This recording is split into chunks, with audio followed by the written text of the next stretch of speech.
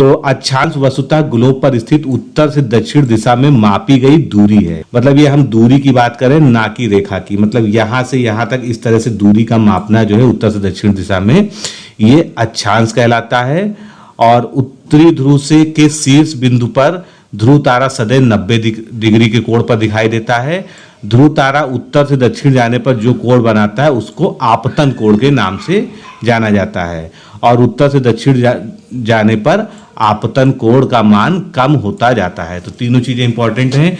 ध्रुव तारा 90 degree का कोण बनाता है बिल्कुल शीर्षस्थ बिंदु पे, यानी जो है उत्तरी ध्रुव पर, और जितना वो कोण बनाता है उसको आपतन कोण कहते हैं।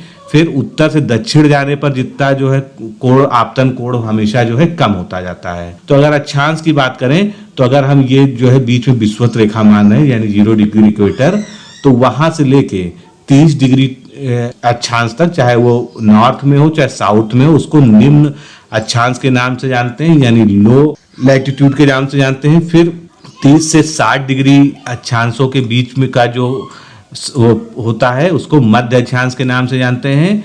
और 60 से लेकर 90 डिग्री तक का जो माप होती है अक्षांश की, उसको हम हाई लैटिट्यूड यानी उच्च अक्षांश के नाम से जानते हैं। तो ये तीनों इस तरह से आपको स्पष्ट हो गया होगा। अब आगे हम बढ़ते हैं। उत्तरी ध्रुव से दक्षिणी ध्रुव पर ध्रुव तारे का आपतन कोण जितनी डिग्री का होता है, इन बिंदुओं को मिलाने वाली रेखा पश्चिम से पूर्व जो होती हैं वो अक्षांश कहलाती है। मतलब ये जो रेखाएं हैं ये क्या कहलाती हैं? अक्षांश रेखाओं के नाम से जानी जाती हैं। अब विषुवत रेखा जो है किन किन राज्यों से, किन किन देशों से गुजरती है, तो ये आपने वैसे भी याद कर रखा है, उससे कई सारी ट्रिक्स भी हैं। Ecuador, Colombia, Brazil, Congo Republic, Congo Democratic Republic, Gabon, Kenya, Uganda, Somalia, Sao Tome Principe, Kiribati, Indonesia और मालदीव, इनसे होकर जो है विषुवत रेखा गुजरती है। फिर अब हम कुछ और वाइटल इंफॉर्मेशन जो है उसके बारे में देखते हैं। तो पृथ्वी का जो भूमध्य रेखीय व्यास होता है यानी इक्वेटोरियल जो उसका व्यास होता है वो कितना होता है? 12,755.6 किलोमीटर। और ध्रुवीय व्यास क्या होता है जो ध्रुव के सापेक्ष नापा जाता है, वो 12,712 यानी 12,712 किलोमीटर होता है। और भूमध्य रेखीय व्यास से ये कितना कम होता है? 43 किलोमीटर कम होता है। पृथ्वी की ध्रुवीय परिधि की बात करें, परिधि जो है 40,008 किलोमीटर होती है। और उसके बाद जो है हम अक्षांश में जो कुछ दूरियां जो नापते हैं उसको किस तरह से कन्वर्ट करते हैं। अगर एक अक्षांश दूरी जो होती है उसको हम किलोमीटर में व्यक्त करें तो 111.13 किलोमीटर के बराबर होता है। एक मिनट अक्षांश की दूरी कितनी होती है? 1.86 किलोमीटर होती है। और अगर एक सेकंड अक्षांश की दूरी की बात करें तो 0.031 किलोमीटर या 31 मीटर के ये बराबर होती है। ये तीनों याद रखना इसलिए भी बहुत जरूरी है क्योंकि जो अगर इससे जो न्यूमेरिकल टाइप के क्वेश्चंस आ जाते हैं उनको सॉल्व करने के लिए इसकी बहुत आवश्यकता होती है। अब बात करते हैं सह अक्षांश या को लैटिट्यूड क्या होता है।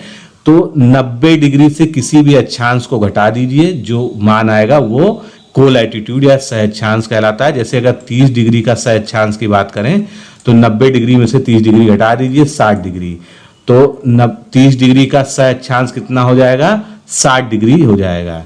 यानी कि 90 डिग्री से अंतर जो है यही सह अक्षांश कहलाता है। अब बात आती है, पेपर में क्वेश्चन कई बार आ चुके हैं कि अक्षांशीय रेखाओं की कुल संख्या कितनी है। तो अक्षांशीय रेखाएं वैसे तो हमको सुनने में लगता है 180 हैं, लेकिन ऐसा नहीं, उसमें से एक घटा देते हैं 179 हो जाती है। और वो क्यों हो जाती है? क्योंकि भूमध्य रेखीय 90 डिग्री जो है वो 2 बार नहीं गिनी जाएगी, वो एक ही बार गिनी जाएगी।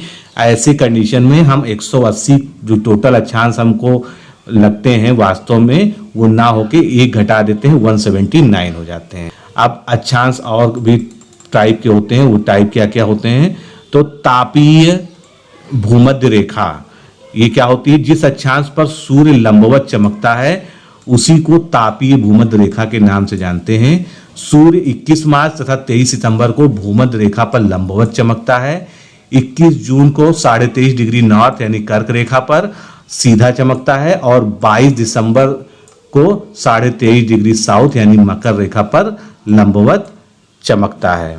21 जून को क्या बोलते हैं, कर्क संक्रांति या ग्रीष्म संक्रांति के नाम से जानते हैं। और वहीं पर 22 दिसंबर को मकर संक्रांति या शीत संक्रांति के नाम से भी जानते हैं। ये भी क्वेश्चंस प्राय पूछे जाते हैं। 21 जून को ही नॉर्वे में 24 घंटे का दिन होता है, जिसे मध्य रात्रि का सूर्य कहते हैं, क्योंकि वहां पर ऐसा प्रतीत होता है कि सूर्य उस दिन डूबा ही नहीं, 24 घंटे का पूरा वहां पर सूर्य का प्रकाश रहता है। 23 मार्च से 21 मार्च तक क्या होता है, उत्तरी ध्रुव पर दिन होता है, क्योंकि आप जानते हैं ध्रुवों पर जो है दिन और रात की अवधि 6-6 माह की होती है। तो 23 सितंबर से 21 मार्च के बीच में जो है उत्तरी ध्रुव पर दिन होते हैं। और 21 मार्च से 23 सितंबर की बात करें तो उत्तरी ध्रुव पर रात होगी, यानी दक्षिणी ध्रुव में दिन होगा। ये भी पीसीएस में एक बार पूछा जा चुका है, इसको अच्छे से याद रखिएगा। अब हम देशांतर रेखाओं की बात करते हैं, यानी लॉन्गिट्यूड क्या होते हैं। पृथ्वी पर दो अक्षांशों के मध्य जो कोणीय दूरी होती है उनको हम अक्षांश कहते हैं।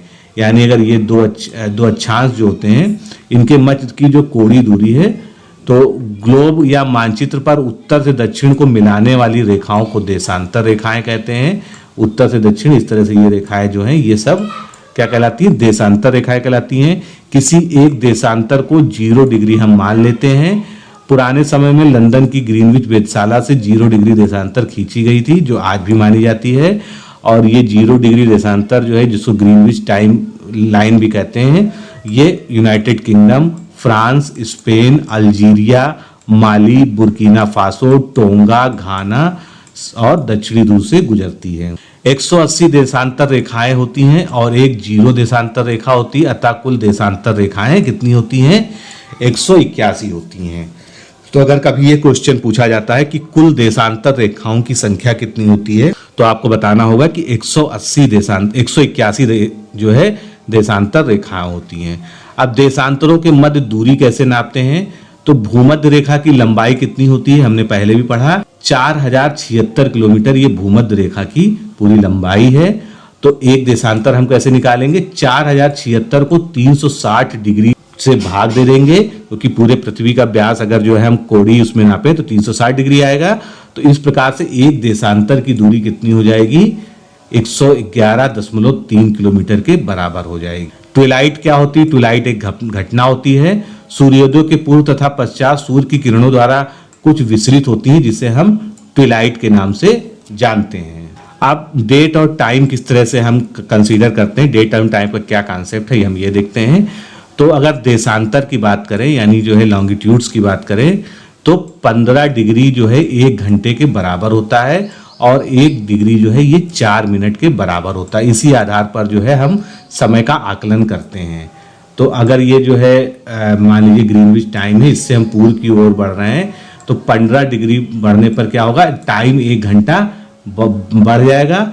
और अगर हम ग्रीनविच टाइम से 15 डिग्री जो है पश्चिम की ओर बढ़ रहे हैं, तो 1 घंटा टाइम जो है कम मान लिया जाएगा। तो इसको भी आगे भी समझते हैं। और ये आया कैसे जो है कि 15 डिग्री, तो 360 को जो है अगर हम 24 से जो है डिवाइड कर दें तो 15 डिग्री हमको प्राप्त होता है। पृथ्वी अपने अक्ष पर 24 घंटे में एक घूर्णन पूरा करती है, अतः जो है 360 डिग्री उसका पूरा जो है, तो उसमें से 24 घंटा घटा देते हैं तो 15 डिग्री आ जाता है। और 60 मिनट यहाँ पर कितना हो जाता है, 15 मिनट जो बराबर हो जाता है। इसी इक्वेशन को हम सॉल्व कर रहे हैं, तो 1 मिनट कितना के बराबर हो जाता है, 1 डिग्री कितने के बराबर हो जाती है, 1 डिग्री जो है देशांतर 4 मिनट के बराबर हो जाती है। अब मध्याह्न समय किसे कहते हैं, जब किसी देशांतर पर सूर्य सबसे ऊंचा होता है उसको मध्याह्न का समय कहते हैं। स्थानीय समय क्या होता है, यदि स्थानीय समय हम कैसे निकालते हैं इसके बारे में देख लेते हैं एक न्यूमेरिकल से। अभी 1-2 और एग्जाम्पल देखेंगे। यदि 5 डिग्री पूर्वी देशांतर पर 9 बजे हैं, तो 31 डिग्री देशांतर पर समय क्या होगा, इसको हमको निकालना है। तो सबसे पहले हम क्या करेंगे, हमारे पास 2 देशांतर हैं, तो 31 और 5 इनको घटा देंगे तो कितना आ जाएगा, 26 डिग्री आ जाएगा दोनों देशांतरों को घटाने पर। और 26 डिग्री को हम क्या करेंगे, इसको जो है हम इसमें से इसको हम 4 से भाग दे देंगे, इसको हम 4 से भाग दे देंगे तो जो है ये 1.44 आ जाएगा। सॉरी, इसको फिर से समझिए कि इनका अंतर कितना आ गया, 31 और 5 डिग्री का 26 डिग्री आ गया।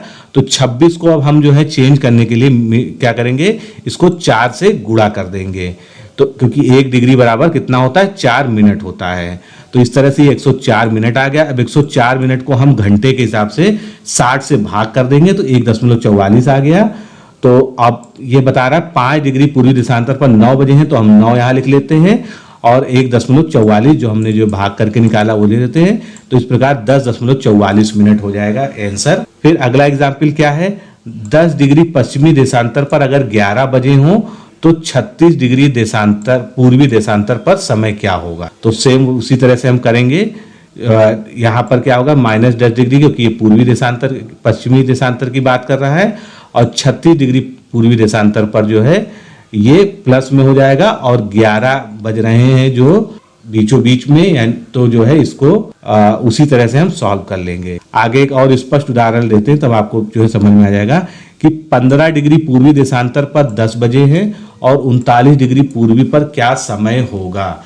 तो सबसे पहले हम दोनों देशांतरों का जो अंतर वो निकाल लेते हैं। तो 39 - 15 कर लेंगे, 24 आ जाएगा।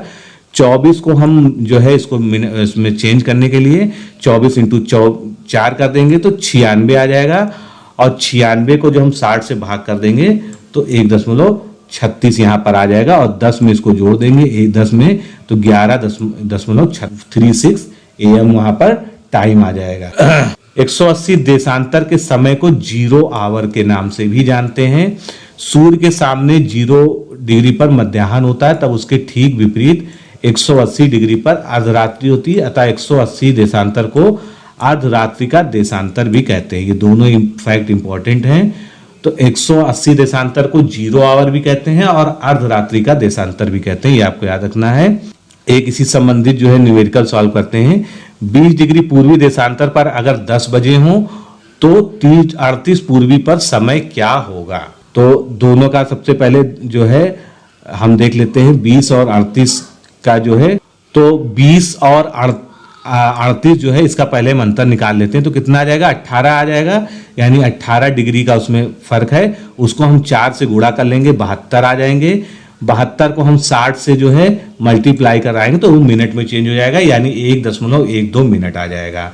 अब 10 हमारे पास टाइम दिया ही था, उसमें हम 1.12 और जोड़ देते हैं तो 11.12 AM पूर्वी पर ये इसका मान हो जाएगा। और पश्चिमी पर अगर इसको हम देखना है तो 10 में से ये टाइम घटा देंगे तो 8.8 AM वहां पर समय हो जाएगा। फिर अगर हम मानक समय की बात करें तो स्टैंडर्ड टाइम क्या होता है, किसी देश में विभिन्न स्थानों पर स्कूल, रेल, ऑफिस के संबंध में विभिन्नता आना है, इसके लिए एक मानक समय का निर्धारण किया जाता है।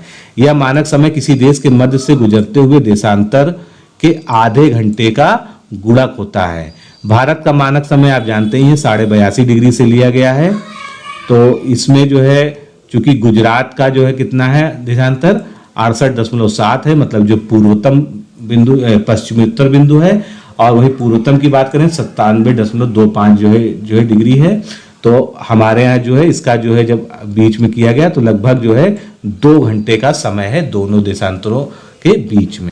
GMT क्या है, GMT से जो है हमारे देश का जो समय कितना है प्लस 5.30 घंटे के बराबर है। GMT ब्रिटेन की ग्रीनविच वेधशाला से खींची गई रेखा है जिसमें सभी देशों का स्थानीय समय ज्ञात किया जाता है। GMT पर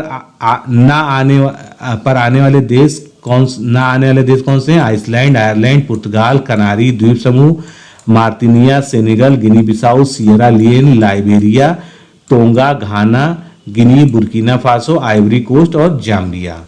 रूस का देशांतरी विस्तार कितना है, 152 डिग्री है, जो बहुत ज्यादा है, जिससे उसमें सर्वाधिक समय कटिबंध यानी सर्वाधिक टाइम जोन पाए जाते हैं जिनकी संख्या 11 है, और ये वर्तमान में अब 9 हो गई है।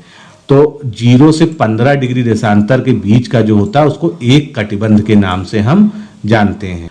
अंतर्राष्ट्रीय तिथि रेखा क्या होती है, 180 देशांतर के सहारे खींची गई वह रेखा जो किसी स्थल से नहीं गुजरती है अंतर्राष्ट्रीय तिथि रेखा कहलाती है, और इसी रेखा के पूर्व और पश्चिम की ओर जाने पर एक दिन के समय का अंतर हो जाता है। तो जब कोई जलयान इसको पार करता है तो एक दिन का समय बढ़ाया या घटाया जाता है। किस कंडीशन पे बढ़ाया तब जाएगा जब पश्चिम की ओर जा रहा हो, और घटाया कब जाएगा जब वो पूर्व की ओर जा रहा हो। पूरे ग्लोब पर एक ही समय में 3 तिथियां होती हैं जो तिथि रेखा को 3 जगह से विचलित होने के कारण होती हैं। यूएसए का एल्यूशियन द्वीप जो है वो 180 देशांतर पर होने के कारण अंतर्राष्ट्रीय तिथि रेखा जो है यहाँ पर मुड़ती है।